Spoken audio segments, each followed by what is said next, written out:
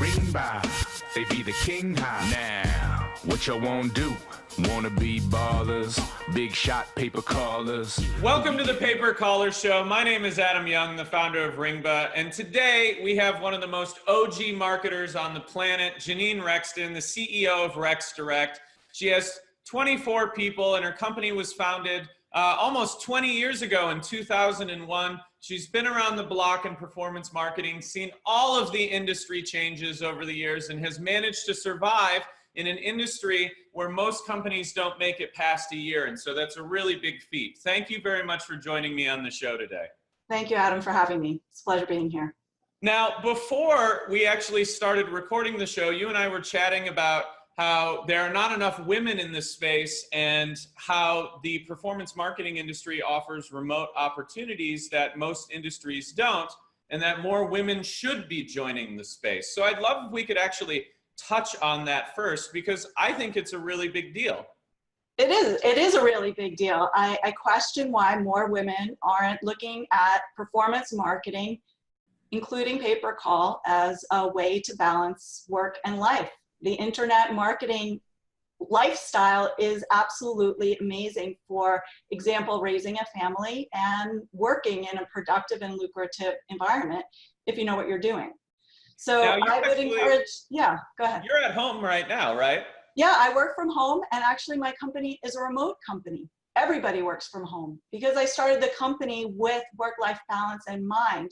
It was really important to me to extend that culture and that philosophy as we continue to grow. So we've built up a variety of technologies, processes, and business practices to make sure that we're able to effectively communicate and deliver for our clients. That's amazing.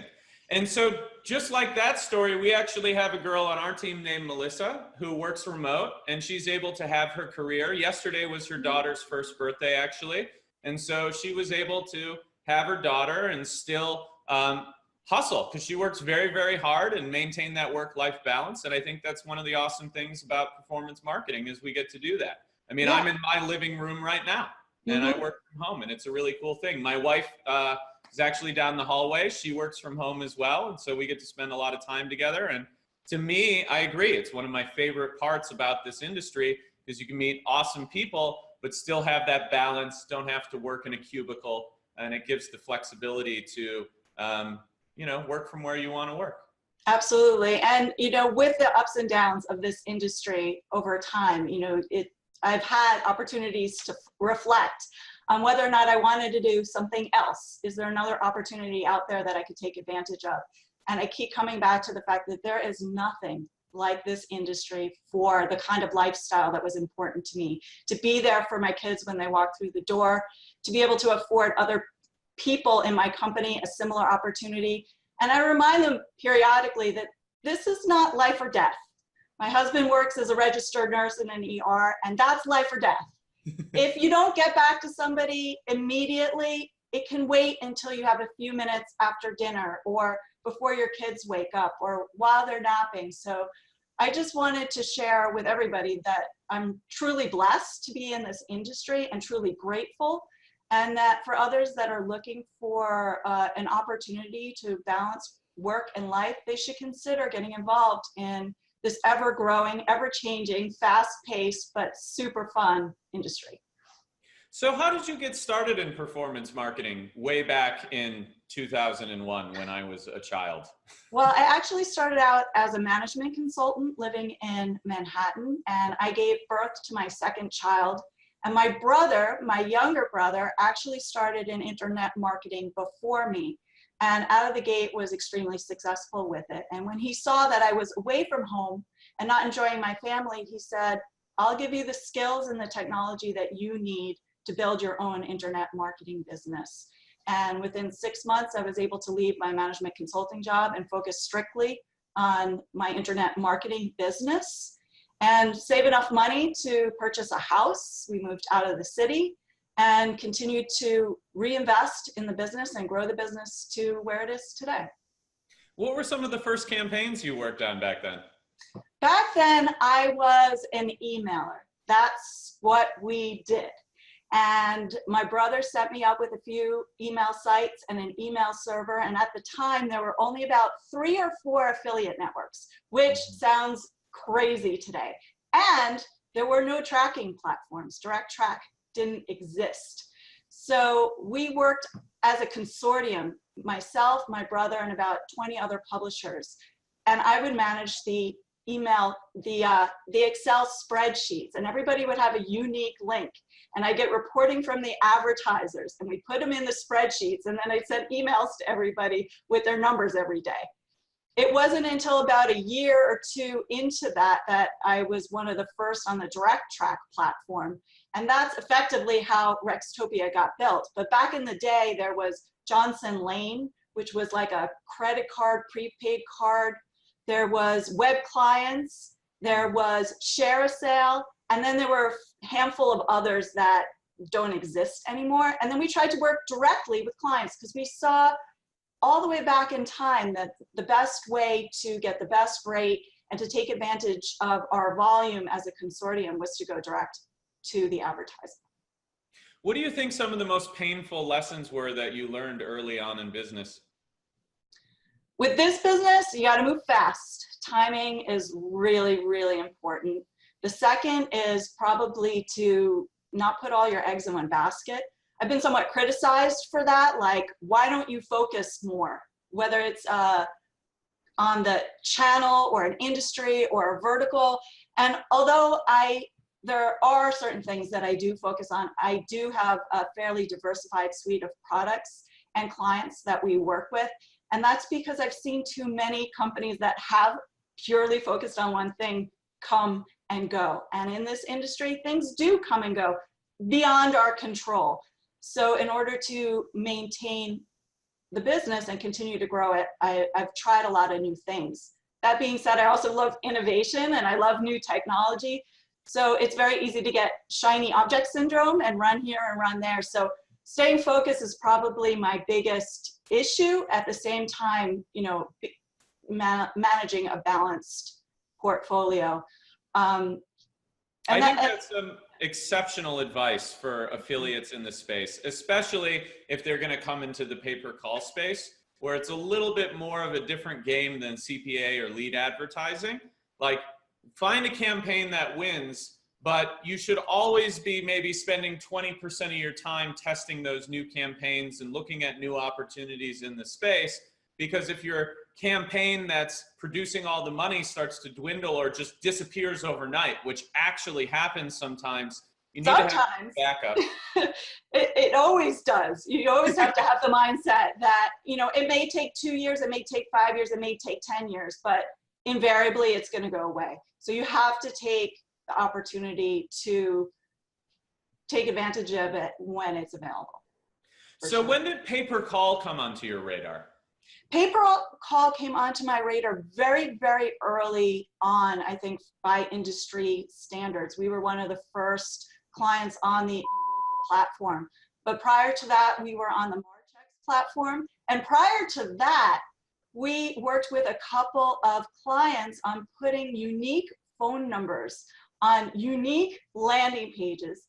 And each one of us, affiliates or otherwise, we would have our own unique URL, and then we would get the calls reported to us by the client, and then we would import them into the system. So as you can imagine, if you go back that far, Pay Per Call's been going on for a really long time, but we just didn't have the technology to manage it. So when Invoca came out, they knew that I was a leader in the industry, especially when it came to technology. And they knew I'd be all on board in terms of taking on that challenge and taking advantage of the industry. It was very challenging in the beginning, both technically and from a business perspective, to get Pay Per Call to work. First of all, nobody knew what it was. So I spent a tremendous amount of energy and time trying to learn which verticals make the most sense for Pay Per Call, because a lot of us didn't know. And we also needed to educate them on what Pay Per Call meant. And then technologically, we had all kinds of issues with tracking, integration, reporting, cost structures. Who's going to pay for the technology cost? What do our margins need to be to stay in business? etc. So the good news is, fast forward, I guess, about 8 years now, and a lot of those issues have been resolved, which is why we're making a big investment into Pay Per Call in 2019. I think we're at a point now where consumers are highly educated, or buyers are highly educated. There are a lot more sources available that understand the practices and the best practices associated with them. And now's the time, I think, to really reinvest in Pay Per Call and grow it. Especially, I think one of the most important and exciting things about Pay Per Call is the number of channels that it lends itself to. And you talked about always testing and trying new things. I think if that's for you, if that's what you like to do, is testing and trying new things, of course you need a base of business that's static and providing a good source of revenue, but you can go offline, you can go online, there's different quality, there's different pricing, there's different durations. If you want to be creative, and you like to be creative, this industry is so exciting, especially Pay Per Call. So I think that's interesting. You mentioned that you're going to be making a big investment in the space in 2019. First of all, I think that's the correct decision for anybody. So anyone that's in this space now knows that Ringba acquired a significant portion of all the communities and is building them. And one of the most exciting things about having that level of oversight in an industry is the ability to see how much it's growing. And so most people aren't aware, but the Pay Per Call community in itself has grown over 25% in the last 4.5 months, which is a huge amount of growth, a very exciting amount of growth. And I think that's directly correlated to the fact that there's a lot of garbage in performance marketing, and calls are not garbage. They're interested people who want to buy a service right then and there from a business.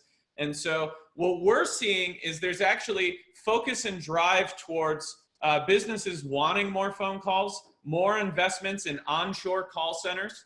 The fastest growing market for call centers in the world right now is actually the United States, which may seem crazy, but Americans want to talk to Americans. They realize the value of phone calls, and I see the industry as well growing extremely rapidly over the next couple of years as people want that human connection again. I think people miss the human connection because we're all texting, we're all on the internet, and when we want to buy something that's important to us, we want to pick up the phone. You know, we're never going to buy a house over chat, or maybe we will, but probably not in the next 20 years. And so I think that's driving a ton of growth in the space, and we're very excited about it. So right. I completely agree. I think the calls that work best from a vertical perspective for Pay Per Call are the longer duration sale or the more complex sale. And to your point, it's hard to communicate or sell that product or service over a chat or via email. A conversation really is needed. And I can say that for my own clients in testing Pay Per Call and being part of a revenue share program on the sales side, as opposed to being compensated purely on a CPA model, generating leads and generating calls, I have really good metrics into how effective inbound calls truly are. So much so that with most of these programs, we are reducing our lead volume to maybe 10% and focusing strictly on our Pay Per Call strategy because the conversion rates are so much higher. It's better from a marketing and sales perspective, and it's a better use of call center time and hours. now you actually take the time to learn the business behind your customers that are buying your calls, right? Absolutely. Yeah, Absolutely. so I think what's interesting about that, and one of my favorite things about how you operate, is the effort you put in to do that. And it's very apparent and obvious by your reputation in the industry. I don't think a lot of affiliates and even a good portion of the networks truly understand every single one of the campaigns, what their clients need, how those phone calls need to be qualified so that they can be driven in correctly. And when you do that, I think what you get is not only a better relationship with your buyers, but the ability to negotiate with them for preferential pricing. And when you get that preferential pricing, then you can outspend everyone else to acquire the phone call. Yeah. So you're smiling. Can we talk a little bit about that and try and convince people to take more time to understand their client's business? Well, I think when you explore other business models and you're willing to take that kind of risk and investment in each other, it kind of happens automatically. So for example, we've explored revenue share relationships versus pay-per-call relationships with partners that have the technological sophistication to be transparent and to show us what calls are working, the disposition reports real time. In that way, we can build up a trust where we can see how effective our marketing media is in their sales process. And in doing that, we're seeing clearly, like you said, which sources are producing the greatest results. And we're able to adjust our pricing without signing another contract, being more competitive for the sources that are working, being less competitive for the sources that aren't, to find an ROI that makes sense. And because of these risks and investments that we're making in our advertising clients, we actually only have a handful of them. We're looking to grow that list, but carefully, because of the amount of time and effort that we put into making sure that it's a mutually beneficial relationship. So what does your quality assurance process look like? In the beginning, it's really, really tight. If we're allowed to record calls, that's my preference, is to listen to the calls on a regular basis and provide consistent feedback to our clients about how they can improve either their sales or their script, or on our side, our IVR or our presentation of the materials, to find the right mix of volume, pricing, and quality to make it work as a campaign overall. So that's one thing that we do. Also, you have to watch out for tracking. You have to make sure that the invoices are correct and that you're being compensated properly. So there's a business component as well as a technical component that needs to come together, as well as a marketing component, to make sure everything works out properly. And once you have those pieces done, then typically we're spot checking on a regular basis to make sure, especially as we bring on new sources, again, we're sort of 100% focused on making sure that the new sources are delivering a quality product to our client consistent with what we've asked for and what we expect. Otherwise, we eliminate them right away and move on. And the fact that you're doing rev share models with a bunch of your back-end buyers kind of forces you to actually do exceptional quality assurance, because you take the hit as well, right? Yeah, absolutely. And as we grow these channels, it gets more and more complicated. So we've also made an investment in our own technology. We built out proprietary platforms that pull in data from Invoca or whatever tracking platform we're using, as well as the client's platform, and put them together so that we can reconcile the data extremely fast and be able to provide feedback to our sources at a disposition level and at a sub level, so that we can get the results that we need without spending an extraordinary amount of money. Now, when working with publishers, what are some things that people should really watch out for? We have changed our stance over the years. We used to have an affiliate network, both on the network side, from a traffic side, and from a call side. And we really pulled away from that, actually. We do a lot of media buying internally and generate calls that way, as well as using partners that own their own inventory or their own channel. We don't really work with affiliates anymore, and as a result, we've been able to manage our quality a lot more effectively over the last few years.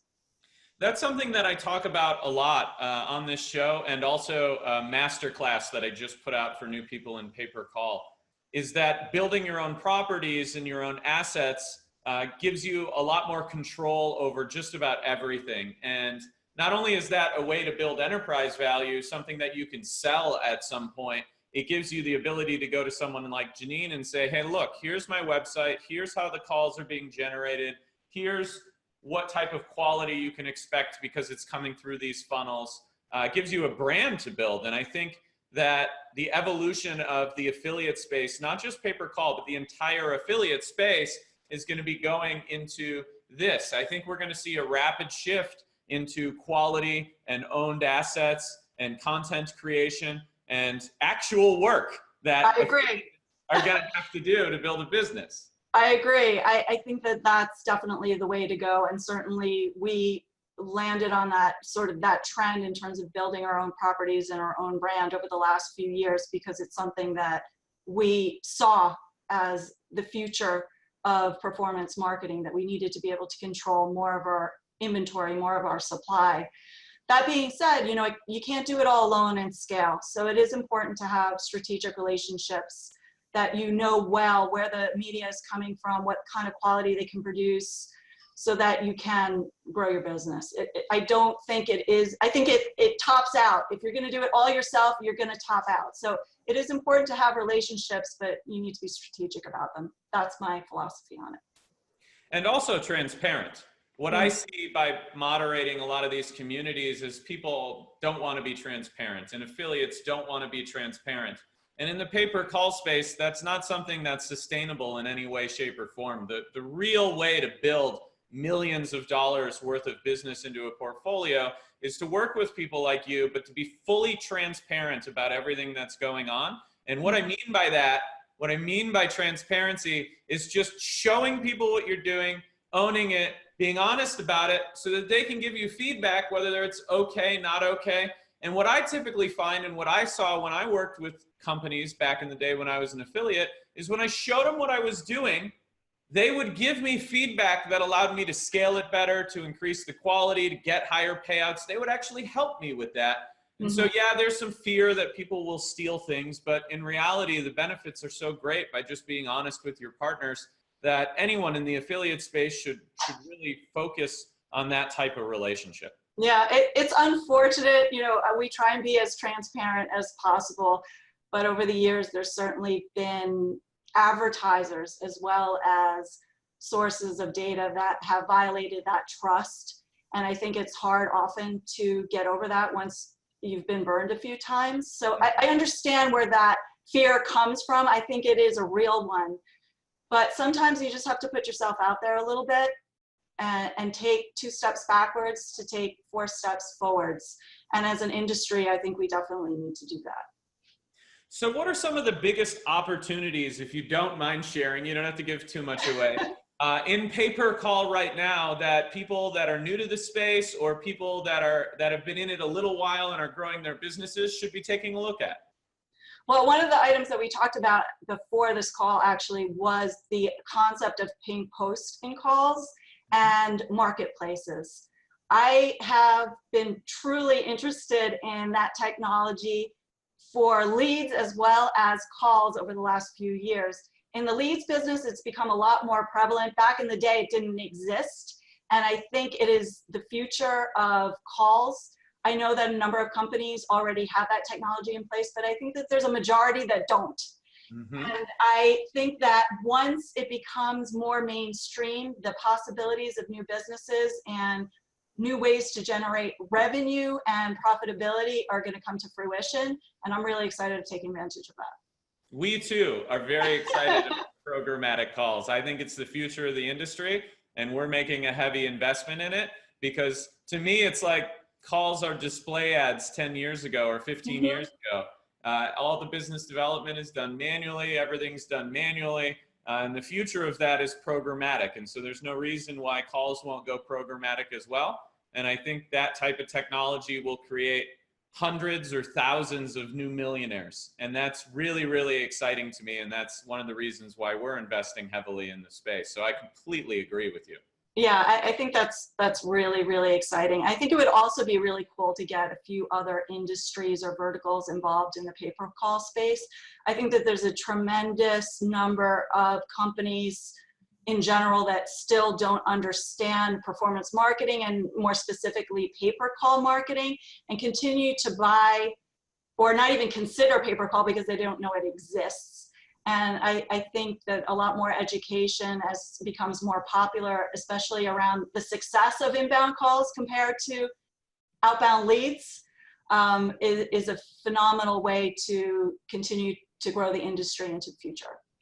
Well, effectively, every small business that's high value would absolutely love a phone call. It just, the industry is finally catching up on a technology basis, so people can put things like 1-800-DENTIST together.